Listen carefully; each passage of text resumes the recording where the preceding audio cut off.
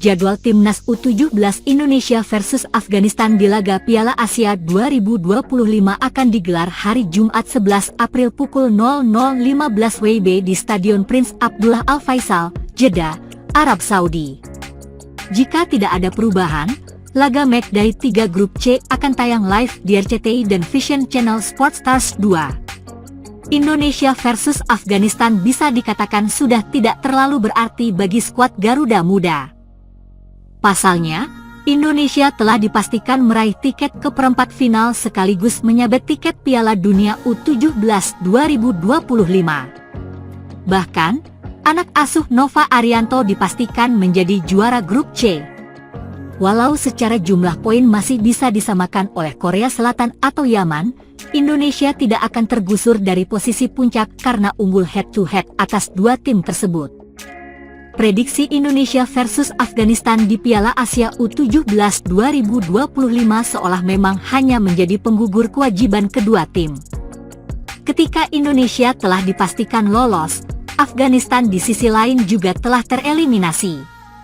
Indonesia U17 dipastikan lolos setelah mengantongi 6 poin dari 2 laga awal. Masing-masing setelah mengalahkan Korsel 1-0 dan Yaman 4-1.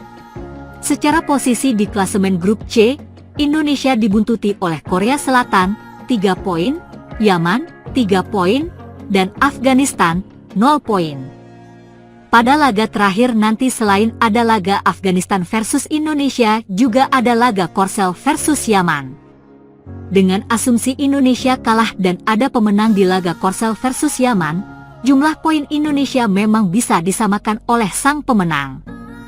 Hanya saja Indonesia tidak akan terlempar dari posisi teratas klasemen karena keunggulan head-to-head. Oleh karenanya, ada kemungkinan rotasi pemain akan dilakukan Nova di pertandingan nanti. Mereka yang jarang atau belum mendapatkan kesempatan main di laga pertama bisa jadi akan bermain melawan Afghanistan. Yang pasti kami akan mencoba semua pemain yang belum tampil. Mungkin ada beberapa pemain yang akan tampil. Jadi kami akan lihat situasinya dan taktik yang akan dibuat, kata Nova di laman Antara setelah pertandingan melawan Yaman. Sementara itu Afghanistan menjadi negara ketiga setelah Cina dan Thailand yang dipastikan tersingkir dari persaingan di Piala Asia U17 2025. Apapun yang terjadi di pertandingan ini tidak akan mengubah status Afghanistan sebagai juru kunci grup C. Jika memang Afghanistan bisa mengalahkan Indonesia dan ada tim yang kalah di laga Korsel versus Yaman, anak asuh Elias Ahmad Manwatcher tidak akan beranjak dari posisi terbawah. Pasalnya secara H2H mereka dipastikan kalah dari Korsel dan Yaman. Afghanistan sebelumnya dikalahkan Yaman 0-2 dan dihajar Korea Selatan 0-6. Maka, laga nanti hanya akan menjadi penggugur kewajiban Indonesia dan Afghanistan menyelesaikan fase grup. Walau di sisi lain kemenangan tetap akan dibidik demi modal kepercayaan diri menghadapi tantangan berikutnya.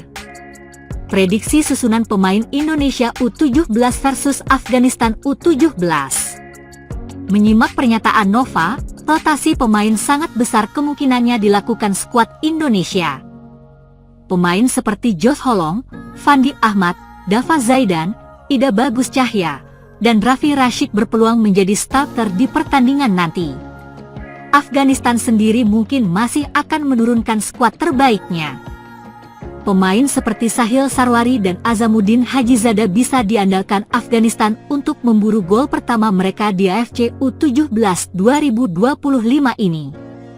Indonesia U17 3-4-2-1 Dava Setiawarman, Al-Ghazani Dwi Sugandi, Putu Panji, Ida Bagus Cahya, Dava Zaidan, Daniel Alfredo, Nazriel Alvaro, Evandra Florasta, Fandi Ahmad, Raffi Rashid, Josh Holong. Pelatih, Nova Arianto. Afghanistan U17 4-4-2 Hamid Amiri, Nazir Ahmad Niazi, Muhammad Nourozi, Nasir Ahmad Muhammadi, Farhad Amiri, Nawid Mahbobi, Zamir Shoja, Muhammad Waris Shirzai, Yasser Safi, Sahil Sarwari, Azamuddin Hajizada. Pelatih, Elias Ahmad Manwatcher. Pertandingan ini akan menjadi pertemuan perdana antara Timnas Indonesia U17 melawan Afghanistan U17. Sebagai catatan, berikut hasil 5 pertandingan terakhir dari masing-masing tim. Kabar mengejutkan datang dari dunia sepak bola Asia. Mantan pelatih Timnas Indonesia, Shin Tae-yong, secara resmi telah ditunjuk menjadi salah satu dari 5 wakil presiden sepak bola Korea Selatan, KFA. Penunjukan ini dilakukan oleh Presiden Asosiasi Sepak Bola Korea, KFA, Cho Mong-gyu, dalam restrukturisasi Komite Eksekutif KFA yang baru dibentuk. Langkah ini menandai babak baru dalam perjalanan karir Shin Tae-yong, yang sebelumnya dikenal luas karena jasanya dalam membangun fondasi sepak bola Indonesia. Menurut laporan dari media Korea ternama, Korea Jungang Daily, KFA baru saja membentuk komite eksekutif yang terdiri dari 27 anggota. Dalam struktur baru ini, terdapat 5 wakil presiden yang masing-masing memiliki tanggung jawab berbeda, serta sejumlah ketua komite dan anggota dewan yang bertugas mendukung visi dan misi KFA untuk meningkatkan prestasi sepak bola Korea Selatan, baik di level nasional maupun internasional.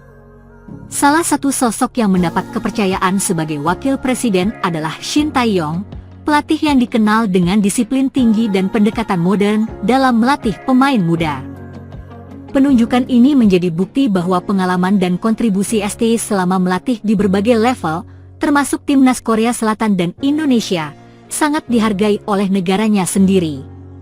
Selain Shin Tae-yong, KFA juga menunjuk mantan pelatih Timnas Vietnam, Park Hang-seo, untuk posisi wakil presiden. Ini menjadi sorotan karena kedua pelatih ini sebelumnya dikenal sebagai rival di Asia Tenggara, namun kini justru akan bekerja sama dalam satu payung organisasi besar KFA. Dalam posisi barunya, Shin Tae-yong akan bertanggung jawab dalam mendukung tim nasional Korea Selatan dan menangani urusan internasional KFA. Tugas ini meliputi membangun hubungan dengan federasi sepak bola dari negara lain, menjajaki kerjasama internasional, hingga membawa pengalaman global ke dalam sistem sepak bola Korea. Diyakini, kemampuan komunikasi internasional ST yang baik, pengalamannya di berbagai turnamen FIFA, serta jaringannya yang luas di dunia sepak bola Asia dan global, menjadi alasan kuat KFA mempercayakan posisi strategis ini kepadanya. Sementara itu, Park Hang-seo akan lebih difokuskan untuk pengelolaan tim nasional Korea, termasuk pengembangan tim muda dan strategi jangka panjang dalam meningkatkan performa timnas di berbagai ajang internasional. Shin Tae-yong dikenal sebagai pelatih yang tegas, berani mengambil risiko dengan memainkan pemain muda, dan membawa filosofi sepak bola modern ke tubuh timnas Indonesia. Ia tidak hanya membina tim senior, tapi juga secara aktif terlibat dalam pembinaan tim U19 dan U23. Beberapa pencapaian yang patut dikenang dari era ST di Indonesia antara lain: membawa Indonesia lolos ke putaran final Piala Asia 2023 setelah 16 tahun absen, membina generasi muda yang kini menjadi andalan timnas seperti Marcelino Ferdinand, Pratama Arhan, Hernando Ari, dan lainnya, membentuk skuad timnas dengan gaya bermain yang lebih disiplin, cepat, dan terorganisir. Meski kerap mendapat kritik dari publik dan media karena belum mempersembahkan gelar, ST tetap menjadi figur yang dihormati oleh banyak pihak karena kerja keras dan komitmennya terhadap kemajuan sepak bola Indonesia. Pembentukan komite baru KFA ini dilakukan menyusul terpilihnya kembali Cho Mong-gyu sebagai Presiden KFA untuk masa jabatan keempatnya. Masa jabatannya akan berlangsung hingga awal tahun 2029. Dalam pernyataannya, Chong mengatakan bahwa ia ingin memastikan semua kebijakan KFA benar-benar merepresentasikan kebutuhan dan suara dari lapangan.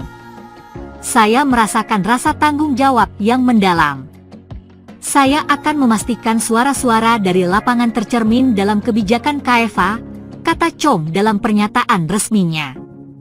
Penunjukan tokoh-tokoh berpengalaman seperti Shin Tae-yong dan Park Hang-seo adalah langkah konkret dalam merealisasikan visi tersebut. KFA ingin lebih aktif dalam arena internasional, dan di saat yang sama memperkuat struktur internal, termasuk dalam pembinaan pemain muda dan pelatih.